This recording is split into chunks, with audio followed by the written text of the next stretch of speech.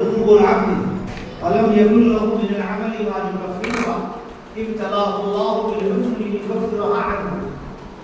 جب بندے کے گناہ خطا ہو جاتے ہیں اور اس کے بعد ایسی کچھ نیکیاں نہیں ہوتی جس سے اس کے گناہوں کا کفارہ ہو تو اللہ تعالیٰ اس کو رنج میں غم میں مبتلا فرماتے ہیں تاکہ اس پر صبر کریں اور اس کی وجہ سے اس کے گناہ مٹائیں. تو میری بہنوں اس وقت دنیا میں زیادہ تر جو پریشانیاں چل رہی ہیں چاہے اولاد کی طرف سے ہو, چاہے شوہر کی طرف سے ہو, چاہے پڑوسی کی طرف سے ہو, چاہے کاروباری پریشانی ہو, چاہے بیماری کی لائن سے ہو, یہ سب زیادہ تر پریشانیوں کی اصل جڑ ہمارے آپ کے برے اعمال ہیں, ہمارے آپ کے برے کرتوت ہیں, ہمارے آپ کے گناہ ہیں. قرآن پاک میں اللہ تعالیٰ نے معذب قوموں کی پوری تاریخ بیان فرمائی. ایک مقام پر فرمایا فَكُلًّا أَخَذْنَا بِذَنبِهِ کہ ہم نے ہر ایک کی جو پکڑ کیا ہے, گرفت کیا ہے تو اس کے گناہ کی وجہ سے کیا. فَمِنْهُمْ مَنْ أَرْسَلْنَا عَلَيْهِ حَاصِبًا بعض قوموں پر آندھی کا طوفان, آندھی کا عذاب اللہ تعالیٰ نے بھیجا, طوفان کا عذاب بھیجا اور ان کی وجہ سے وہ تہس نہس ہو گئے. وَمِنْهُمْ مَنْ أَخَذَتْهُ الصَّيْحَةُ بعض قوموں پر ایک چیخ آئی, اس کی وجہ سے ان کے کلیجے پھٹ گئے, ختم.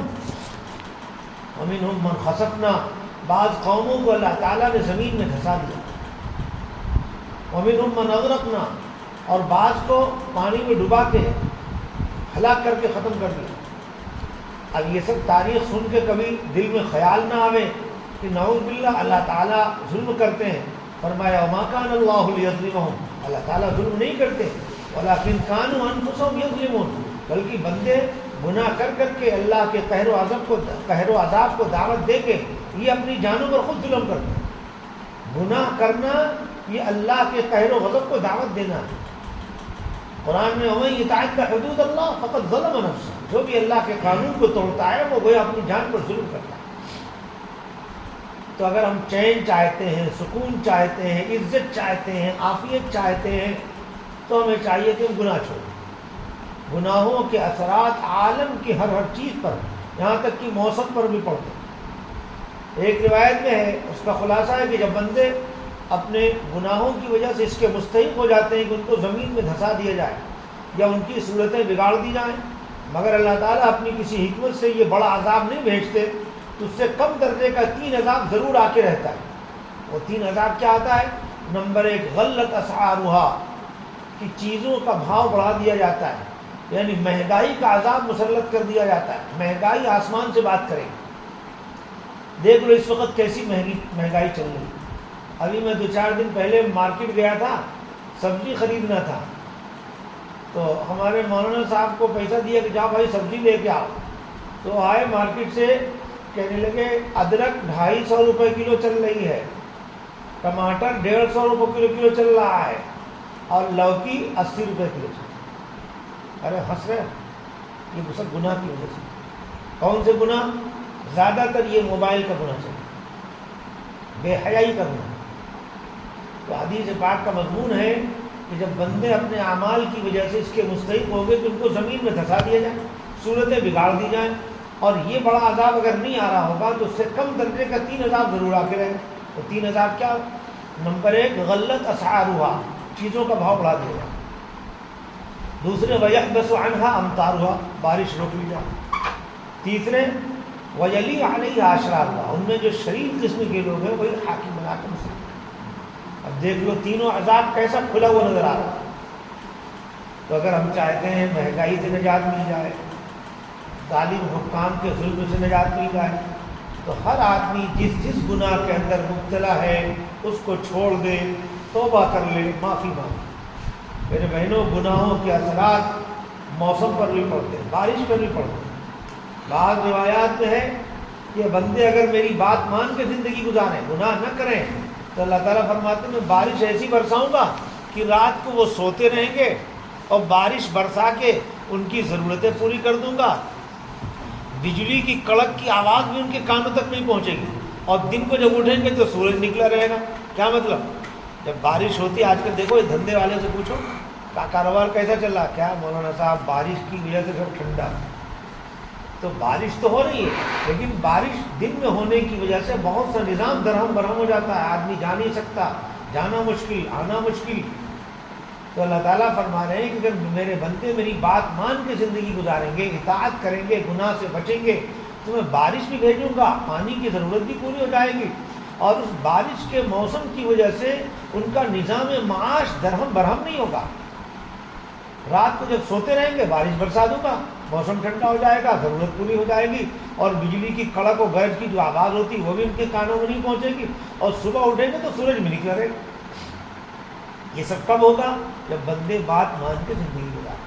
لیکن آج زیادہ تر لوگ نفس کی مان رہے ہیں، شیطان کی مان رہے ہیں، سماج کی مان رہے ہیں، اللہ رسول کی ماننے والے بہت ہیں۔ اس لیے گناہ عام ہوتا جا رہا ہے۔ گناہ کے نتیجے میں پھر بیماریاں عام ہو رہی ہیں، بلائیں عام ہو رہی ہیں، مصیبتیں عام ہو رہی ہیں۔ میں کون کون سا گناہ بتاؤں؟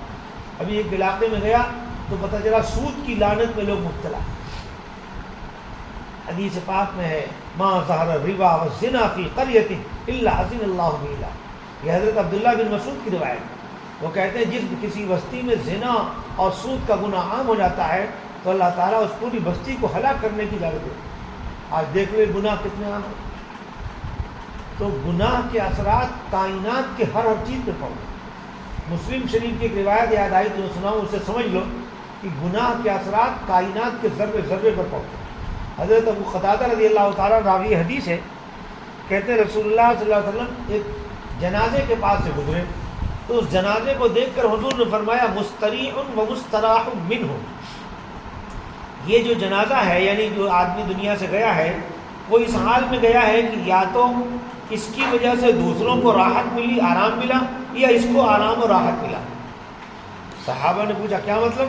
پھر حضور نے تفصیل فرمایا فَأَمَّا الْعَبْدُ الْمُؤْمِنُ يَسْتَرِيحُ مِن نَصَبِ الدُّنْيَا وَأَذَاهَا إِلَى رَحْمَةِ اللَّهِ۔ جب مومن بندہ دنیا سے رخصت ہو کر سفر آخرت پر جاتا ہے تو اس کو دنیا کی مشقتوں سے نجات مل جاتی ہے، دنیا کی تکان سے نجات ملتی ہے، اور وہ اللہ کے دامن رحمت میں جا کے اسے آرام ملتا ہے۔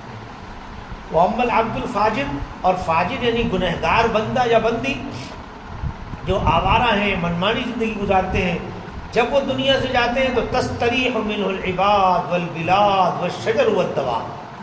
جب وہ دنیا سے سفر آخرت پر جاتے ہیں تو ان کے جانے کی وجہ سے اللہ کے بندوں کو آرام ملتا ہے، شہروں کو آرام ملتا ہے یعنی شہر والوں کو آرام ملتا ہے، اور جانوروں کو بھی آرام ملتا ہے، اور درختوں کو بھی آرام ملتا ہے۔ کیا بات نکلی؟ بات یہ نکلی کہ اس گنہگار کی گناہ کی نحوست کے اثرات درختوں پر بھی پڑتے تھے، جانوروں پر بھی پڑتے تھے، اور سارے شہر والے اس سے پریشان تھے اس کے گناہ کی نحوست کی۔ کیسے؟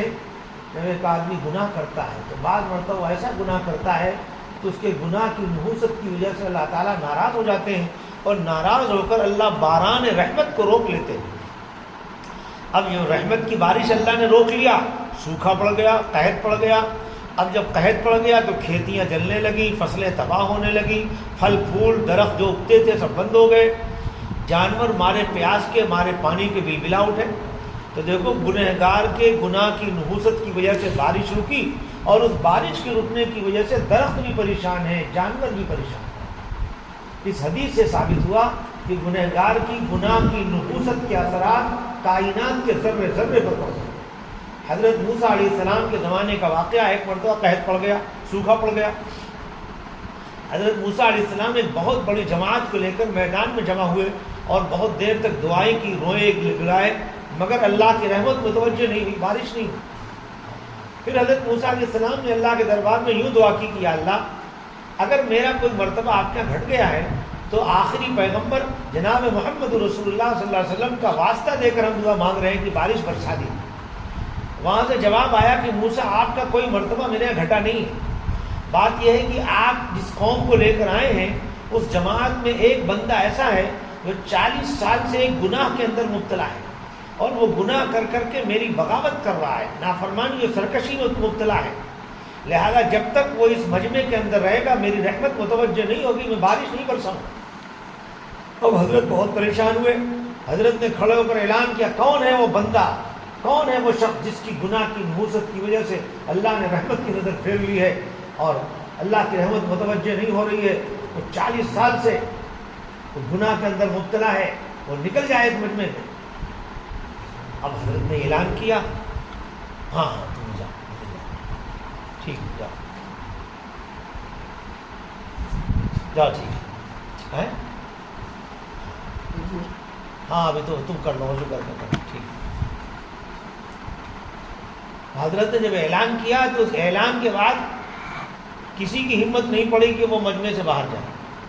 کیوں؟ اگر میں اس مجمع میں اعلان کروں کہ وہ کون بندہ یا بندی ہے جو آج رات کو 3 بجے تک اس نے موبائل میں گندی چیزیں دیکھی اٹھ جائے, اس مجلس سے نکل جائے, مجمع میں سے باہر چلا جائے, ہے کسی کی ہمت؟ جا سکتا. کیوں؟ آدمی سوچتا ہے میں سب کے سامنے جاؤں گا تو میری رسوائی ہو جائے گی, انسلٹ ہو جائے گی, سب مجھے گھور گھور کر دیکھیں.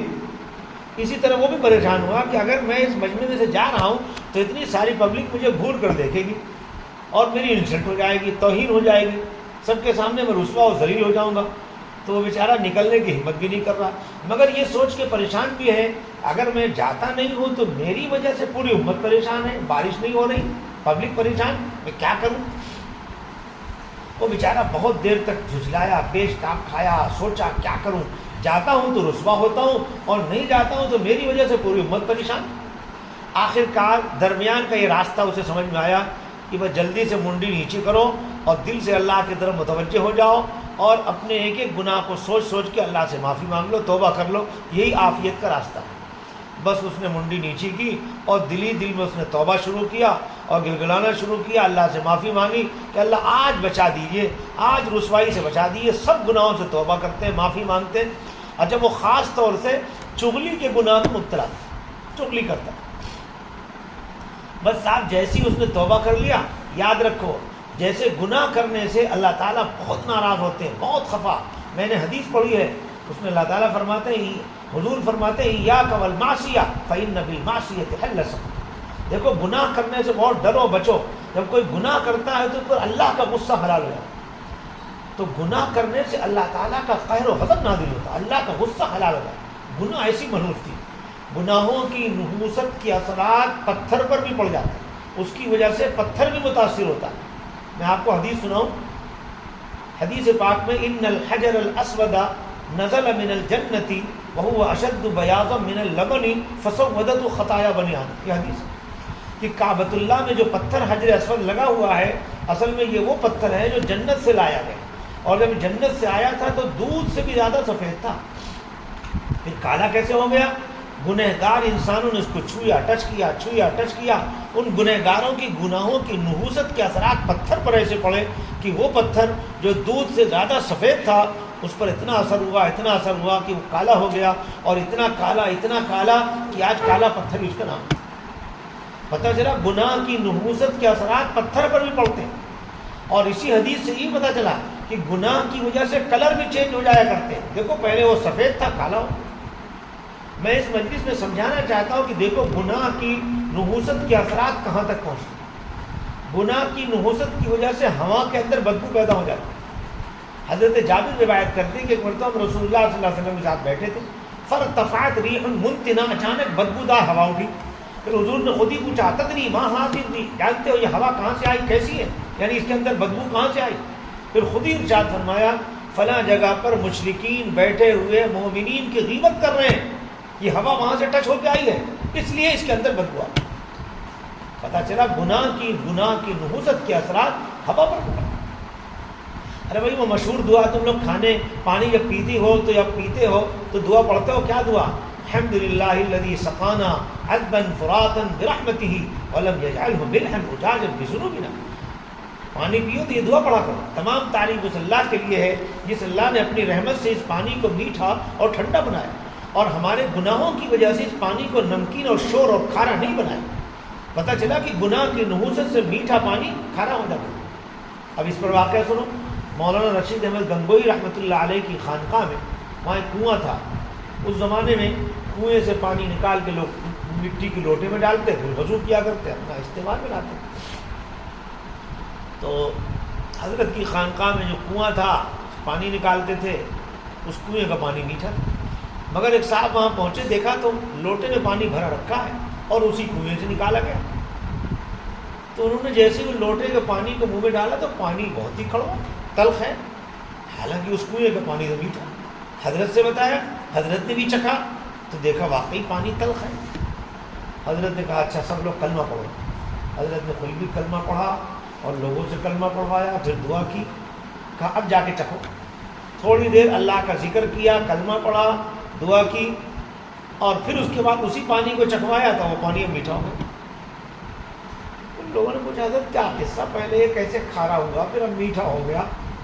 تو حضرت نے تفصیل بتائی کہ اصل میں میت کو قبر میں عذاب ہو رہا تھا، اور عذاب جو ہوتا ہے وہ گناہ کی نوع سے، میت کو قبر میں عذاب ہو رہا تھا، اور اتفاق سے یہ لوٹا جو بنایا گیا تھا، کمہار نے یہ مٹی جو لیا تھا لوٹا بنانے کے لیے اس قبر کی مٹی سے لیا تھا جہاں میت کو عذاب ہو رہا تھا، لہذا اس میت کے گناہ کی نحوست کے اثرات وہاں کی مٹی میں آئے، پھر اس مٹی سے لوٹا بنایا گیا تو اس لوٹے کے اندر اثر آیا، پھر اس میں پانی ڈال گیا تو وہ پانی کے اندر بھی اس گناہ کے اثرات یہاں تک پہنچے۔ پھر کیسے اچھا ہوا؟ کہا ہم نے مغفرت کی دعا کی اور یہ کلمہ پڑھا، ذکر کیا، اللہ سے دعا کی، اللہ تعالیٰ نے معاف فرما دیا، اب یہی پانی میٹھا ہو۔ تو میری بہنوں اس بات کو سمجھنے کی کوشش کرو کہ گناہ کے اثرات کہاں تک پہنچے۔ ایک حدیث میں حضور قسم کا، دیکھو اگر کسی کا شوہر ناراض ہو جائے، بیٹا ناراض ہو جائے، سرکشی کرنے لگے تو اس پر خفا مت ہو، اپنے گناہ کو دیکھو، جائزہ لو ان سے کوئی گناہ تو نہیں ہو گیا۔ ایک حدیث میں حضور قسم کھا کے فرماتے ہیں والذی نفسی بیدہ ما تواد اثنان فیفرق بینہما الا بذنب یحدث احدہما، یہ حدیث کے الفاظ۔ حضور قسم کھا کے فرماتے ہیں کہ دو آدمی محبت سے رہتے رہتے ان میں کسی ایک سے کوئی گناہ ہو جاتا ہے، پھر اس گناہ کی نحوست کے اثرات ایسے ہوتے ہیں کہ دونوں کے دلوں میں اللہ تعالیٰ جدائی اور تفریق پیدا کر دیتا ہے۔ تو اگر کوئی محبت کرنے والا آپ سے محبت کی آنکھیں پھیر لیں تو آپ کو اس پر خفا نہیں ہونا چاہیے، اپنے اعمال کا جائزہ لینا چاہیے کہ ہم سے کوئی گناہ تو نہیں ہو گیا، اور جلدی سے توبہ کرنا چاہیے اور معافی مانگنا۔ ایک حدیث میں آتا ہے اذا کذب العبد تباعد منه الملک من نتن ما جاء، جب بندہ جھوٹ بولتا ہے تو اس کے منہ سے ایسی گندی بدبو آتی ہے کہ وہ رحمت کا جو خاص فرشتہ ہے وہ 1 میل دور بھاگ جاتا ہے اس بدبو کی نحوست کی۔ پتہ چلا کہ ہماری گناہ کی وجہ سے منہ میں بدبو پیدا ہوتی ہے۔ سب گناہوں کی الگ الگ تاثیر ہے، خاص طور سے یہ بے حیائی کا گناہ چل رہا ہے، اس بے حیائی کے گناہ کے بڑے عجیب عجیب تاثیر حدیث میں، ایک حدیث میں فرمایا ولا فشد زنا فی قوم الا کثر فیہم الموت، جب کسی قوم میں بدکاری یعنی زنا کا گناہ عام ہو جائے گا تو اس کی وجہ سے اللہ تعالیٰ موت کا عذاب مسلط فرما دیں گے، یعنی موت کی کثرت ہونے لگی۔ ایک علاقے سے خبر آئی کہ ایک محلے میں ایک ہی دن 7 جنازے نکلے۔ آج دیکھ لو بے حیائی کا گناہ کتنا عام ہوتا جا رہا ہے، اور جو حیا کے ساتھ رہے، پردے کے ساتھ رہے، تقوی کے ساتھ رہے، اللہ تعالیٰ کے اس کا مقام کتنا بلند ہے یہ بھی سنو۔ ایک علاقے کے اندر قحط پڑ گیا تھا، وہاں کے بڑے بڑے علماء اور اللہ والے جمع ہو کر دعا کر رہے تھے اور بارش نہیں ہو رہی۔ ایک مسافر اپنی اونٹ پر اپنی والدہ کو سوار کر کے لے جا رہا تھا، راستے میں دیکھا کہ پبلک ہے، جمع ہے، مجمع ہے، پوچھا بھائی کیا قصہ؟ کہا بارش ہمارے علاقے میں نہیں ہو رہی، ہم لوگ جمع ہو کے دعا کر رہے ہیں مگر ہماری دعا قبول نہیں ہو رہی۔ کہا اچھا یہ بات ہے۔ بس وہ اپنی والدہ کے اونٹ کے پاس آیا، والدہ سواری میں پردے میں سوار تھی، پر والدہ کے دوپٹے کا کنارہ پکڑا اور تھوڑی دیر اس نے کچھ دعا مانگی، اور لوگوں نے کھلی آنکھوں دیکھا کہ آسمان پر گھٹا چھا گئی اور موسلادھار بارش ہو گئی۔ اب سب لوگ اس کی طرف لپکے کہ بھائی تو کوئی بہت بڑا ولی اللہ، بڑا پاورفل معلوم ہوتا، تو ہے کون، کیا دعا تو نے مانگی؟ ہم لوگ اتنا دعا مانگ رہے تھے بارش نہیں ہو رہی، اور تو نے تھوڑی سی مانگ لی بارش ہو گئی۔ سنو اس نے کیا سنایا۔ کہا میں کوئی بہت بڑا ولی اللہ، بہت بڑا کوئی نیک آدمی نہیں ہوں، میں نے جو دعا مانگی سن لو کیا کہی۔ کہا یہ اصل میں پردے میں جو میری والدہ بیٹھی ہیں یہ ایسی ہے کہ ان کی زندگی بھر کا ریکارڈ ہے، کسی غیر مرد نے ان کے چہرے کو نہیں دیکھا، نہ خود انہوں نے کسی غیر مرد کو دیکھا ہے۔ میں نے اللہ تعالیٰ کے دربار میں ان کے اس عمل کو وسیلے میں پیش کیا کہ اللہ میری والدہ جو پردے میں بیٹھی ہیں آپ جانتے ہیں کہ پاک دامن ہے اور نہایت تقویٰ کے ساتھ انہوں نے زندگی گزاری ہے، اور ان کی پاک دامنی کا واسطہ، ان کی پاک دامنی کا آپ کے یہاں کچھ مقام و مرتبہ ہے، تو میں ان کے واسطے سے دعا مانگ رہا ہوں، آپ میری دعا قبول فرمائیں۔ بس میں نے یہ دعا مانگی اور اللہ کو پیار آ گیا، بارش ہو گئی۔ تو میری بہنوں بے حیائی کے گناہ پر اللہ تعالیٰ بہت ناراض ہوتے ہیں، اور حیا والے عمل پر اللہ کو بہت پیار آتا ہے۔ جو حیا کے ساتھ پردے والی زندگی گزارے تو اللہ رسول بہت خوش ہوتے ہیں۔ حضرت علی رضی اللہ تعالیٰ عنہ کی روایت ہے، ایک مرتبہ صحابہ حضور کے پاس بیٹھے ہوئے تھے، حضور نے صحابہ سے ایک سوال کیا کہ یہ بتاؤ عورت کے حق میں سب سے اچھی اور بہتر چیز کیا ہے؟ پھر کوئی جواب نہیں دے سکا۔ اسی مجمع میں حضرت علی بھی موجود تھے، حضور کے جو داماد تھے، وہ مجمع سے اٹھے اور سیدھے اپنے گھر یعنی حضور کی لاڈلی صاحبزادی حضرت فاطمہ رضی اللہ عنہ کے بعد تشریف لے گئے اور کہا کہ آج ابا نے ایسا سوال کیا ہے اور ہم میں سے کوئی جواب نہیں دے سکا، یہ بتائیے عورت کے حق میں سب سے اچھی اور بہتر چیز کیا ہے؟ تو حضرت فاطمہ رضی اللہ عنہ نے جواب میں ارشاد فرمایا، عورت کے حق میں سب سے اچھی اور بہتر چیز یہ ہے کہ وہ ایسی پردے والی زندگی گزارے، ایسی پاک دامنی کی زندگی گزارے کہ کوئی غیر مرد اس کو نہ دیکھ سکے اور نہ ہی وہ خود کسی غیر مرد کو دیکھے، بس یہ سب سے اچھی چیز۔ بس یہ جواب لے کر حضرت علی رضی اللہ عنہ حضور کے دربار میں آئے، نقل کیا۔ اس جواب کو سن کر حضور نے خوشی اور مسرت کا اظہار فرمایا اور فرمایا ہی بضعۃ منی، ہاں ہاں فاطمہ تو میری جگر گوشہ ہے، میری دل کی ٹکڑی ہے۔ کیا مطلب؟ فاطمہ نے جو جواب دیا بالکل پرفیکٹ ہے، پکا ہے، صحیح جواب ہے کہ عورت کے حق میں سب سے بہتر چیز یہ ہے وہ ایسی پاک دامن زندگی گزارے کہ ساری عمر کوئی غیر مرد اس کو نہ دیکھ سکے۔ اپنی زندگی کا ریکارڈ بناؤ۔ پہلے کی عورتیں یہ مثل مشہور تھی کہ جس گھر سے جائے ڈولی وہیں سے نکلے، جس گھر میں جائے ڈولی وہیں سے نکلے کھٹولی، یہ ہمارے مثل میں کیا مطلب؟ عورت رخصت ہو کے جس گھر میں چلی گئی، اب وہاں سے گھر سے باہر بے پردہ نکلنے کا کیا؟ اب تو وہاں سے اس کا جنازہ نکلے گا جب جو نکلی۔ پہلے زمانے میں شریف عورتیں بیمار بھی ہوتی تھی تو ڈاکٹر کیا دکھانے نہیں جاتی تھی، ڈاکٹر حکیم گھر بلائے جاتے تھے اور پردے کے آڑ سے بس اپنی نبض دکھاتی تھی اور دوا ہی آ جاتی۔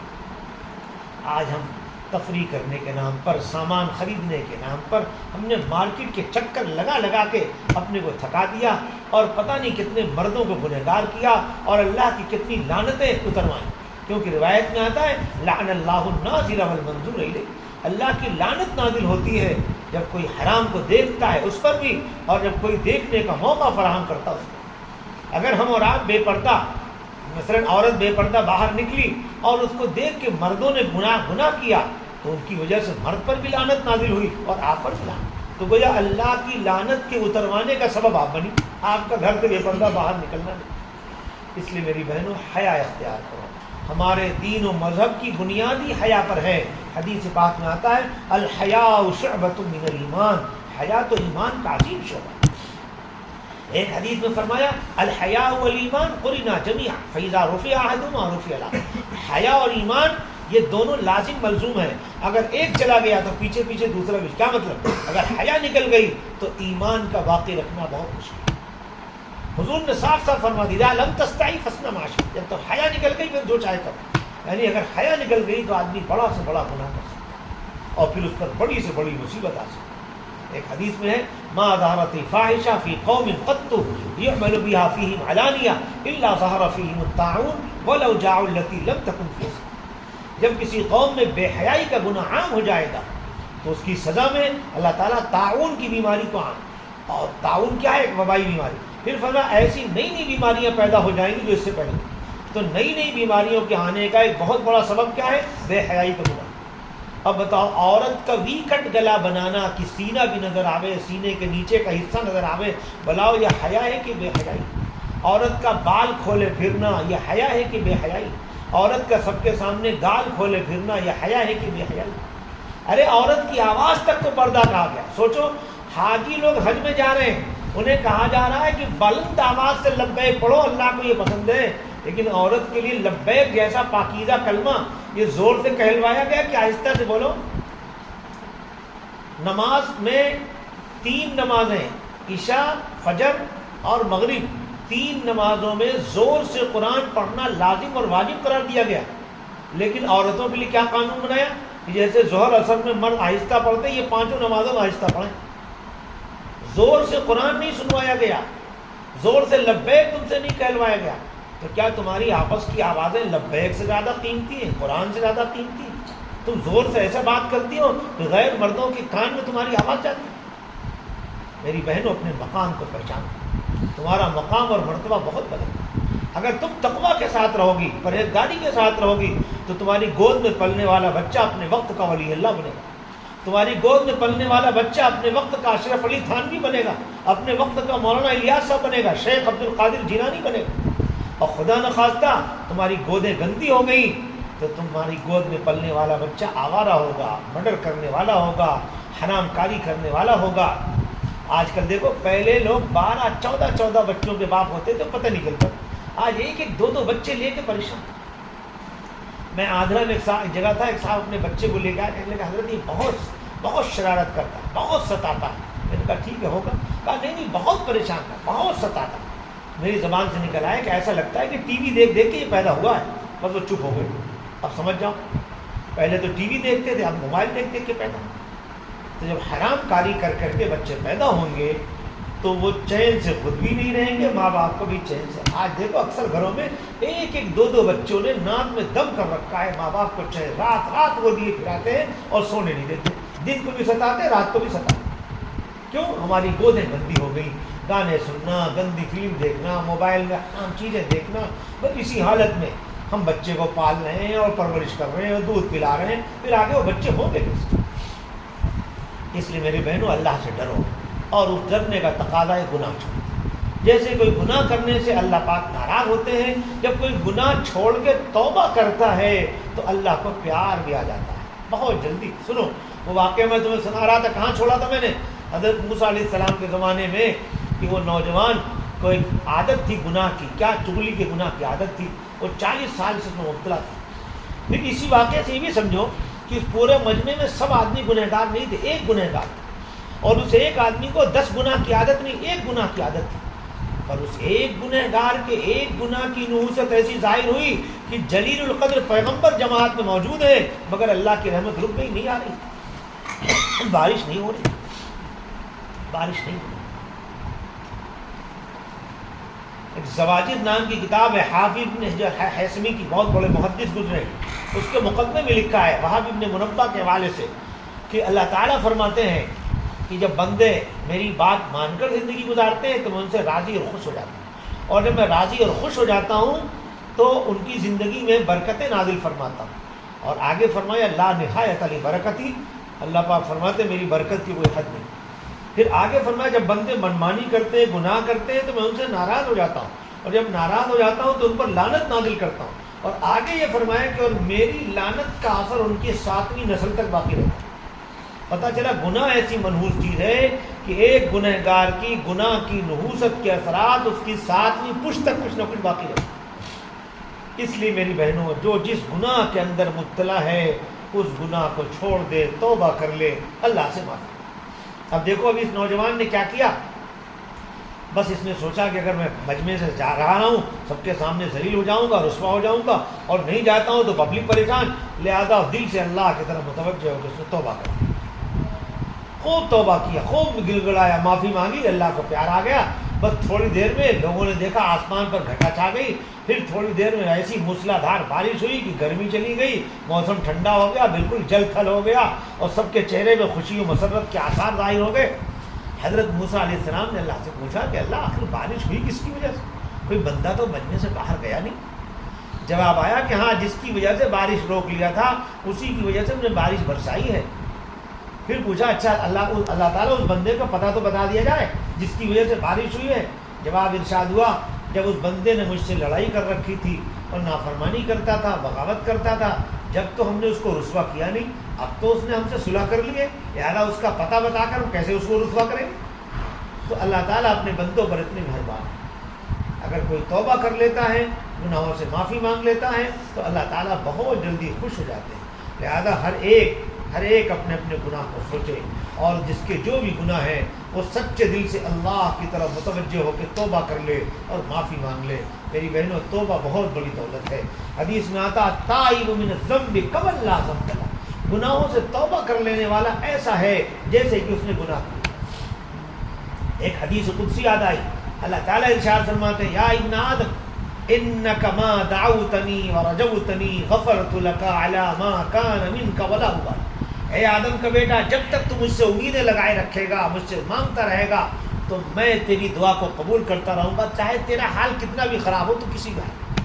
اور آگے اور تسلی دی، فرمایا یا ابن آدم لو بلغت ذنوبک عنان السماء ثم استغفرتنی غفرت لک ولا ابالی، اے آدم کا بیٹا اگر تجھ سے اتنے گناہ ہو گئے کہ وہ گناہ آسمان کی بلندیوں تک پہنچ گئے اور تو نے سچے دل سے معافی مانگ لیا تو میں تیرے سب گناہ کو معاف کر دوں گا، کچھ بھی پرواہ نہیں کروں گا کہ کتنے گناہ ہیں اور کیا کیا ہے۔ دیکھو اللہ تعالیٰ اتنا مہربان. ایک اور حدیث سنو, مسند احمد کی روایت ہے. عن ابی سعید الخدری رضی اللہ عنہ عن النبی صلی اللہ علیہ وسلم قال قال ابلیس وعزتی لا ابرح اغوی عبادک ما دامت ارواحهم فی اجسادی. رسول اللہ صلی اللہ علیہ وسلم ارشاد فرما رہے ہیں کہ ابلیس نے اللہ تعالیٰ کی عزت کی قسم کھا کر کہا کہ جب تک آپ کے بندوں کے جسم میں روح کا کوئی حصہ ہے میں بہکاتے بہکاتے تھکوں گا نہیں.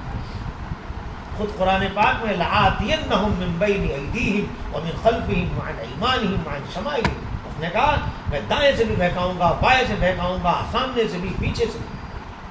اس نے اللہ کی عزت کی قسم کھا کے کہا کہ جب تک آپ کے بندوں کے جسم میں روح کا کوئی حصہ باقی ہے میں بہکاتے بہکاتے تھکوں گا نہیں.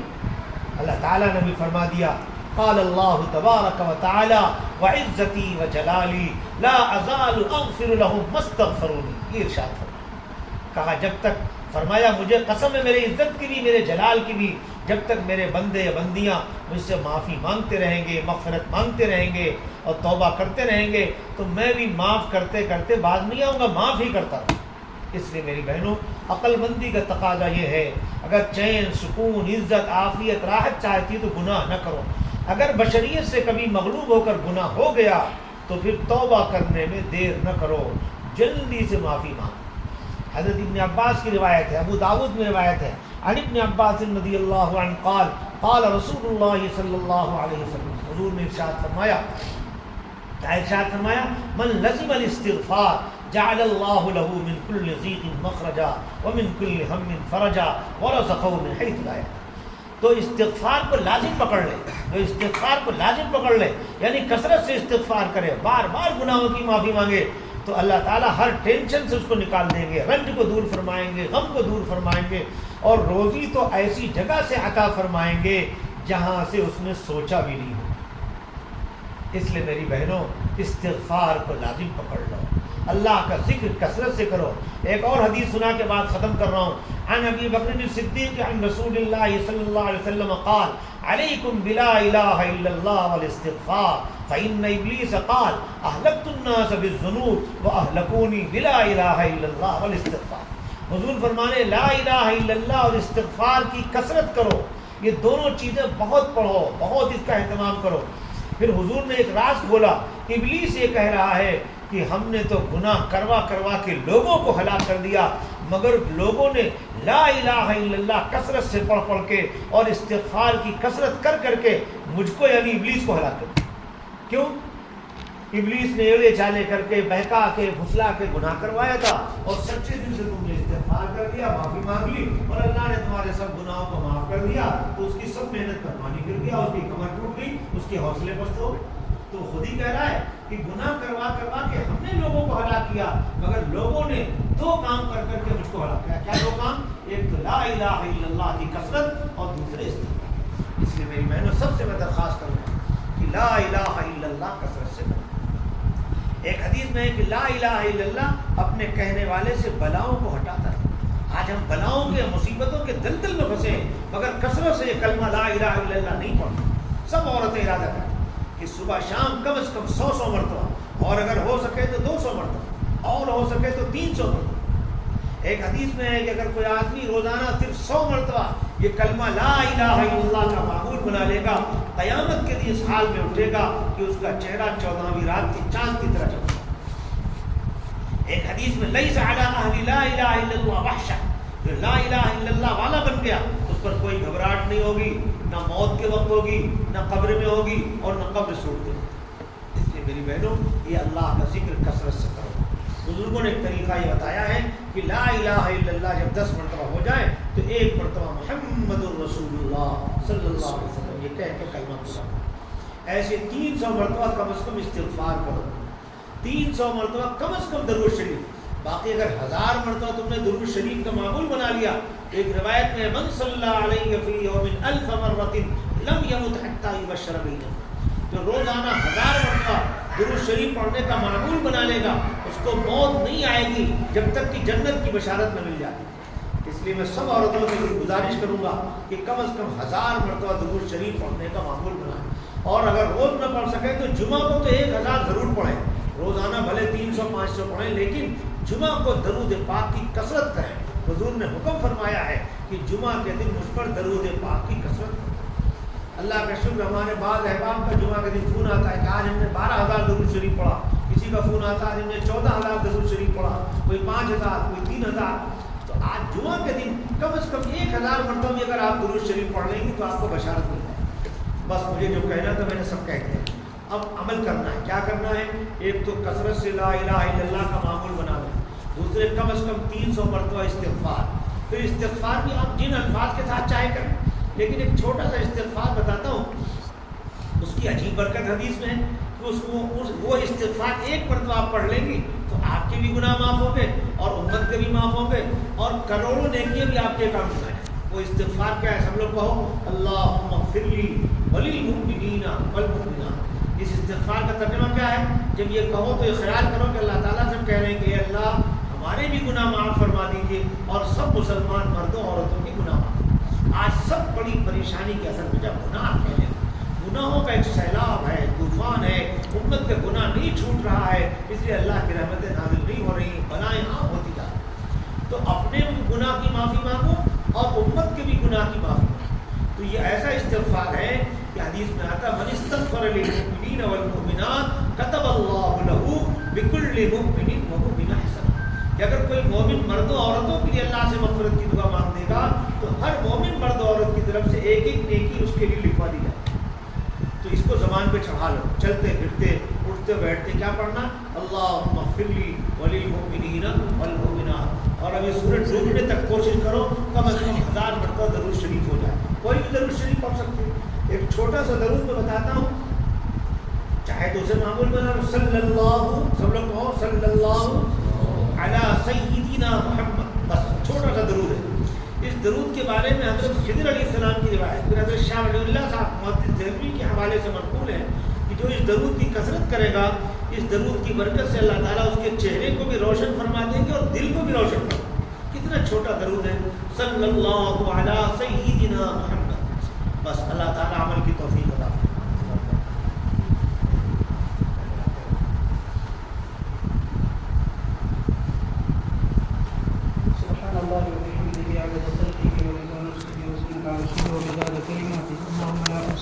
عليك أنت كما أثنيت على نفسك اللهم صل على سيدنا محمد وعلى آل سيدنا مولانا محمد وبارك وسلم آمين۔ ربنا ظلمنا أنفسنا وإن لم تغفر لنا وترحمنا لنكونن من الخاسرين اللهم اغفر للمؤمنين والمؤمنات والمسلمين والمسلمات الأحياء منهم والأموات اللهم اغفر لنا ولوالدينا ولأساتذتنا ولمشايخنا ولأحبائنا ولأقربائنا ولمن له حق علينا ولمن أوصانا بالدعاء ولجميع المؤمنين والمؤمنات والمسلمين والمسلمات الأحياء منهم والأموات إنك سميع قریب مجیب الدعوات۔ یا اللہ ہم سب آپ کے عاجز اور مسکین گنہگار خطا کار بندے ہیں، اللہ ہم سب کے گناہوں کو معاف فرما، ہم سب کی خطاؤں سے درگزر فرما۔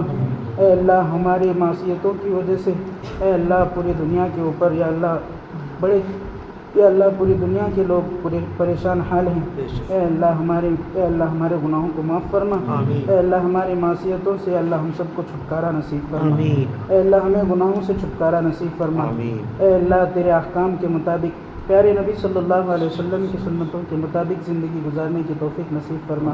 اے اللہ کہی گئی تمام باتوں پر عمل کرنے کی توفیق نصیب فرما۔ اے اللہ گناہوں سے چھٹکارا عطا فرما، نیکی والے کام کرنے کی توفیق نصیب فرما۔ اے اللہ حاضرین مجلس میں جتنے بندے بندیاں ہیں اللہ ہر ایک کی جائز نیک تمناؤں کو پورا فرما۔ اے اللہ ہم سب کے جمع ہونے کو قبول فرما۔ اے اللہ ہماری اس دعا کو محض اپنے فضل و کرم سے قبول فرما۔ ربنا تقبل منا انك انت السميع العليم وتب علينا انك انت التواب الرحيم وصلى الله تعالى على خير خلقه محمد وعلى آله واصحابه وازواجه وذرياته واهل بيته اجمعين سبحان ربك رب العزة عما يصفون وسلام على المرسلين والحمد لله رب العالمين۔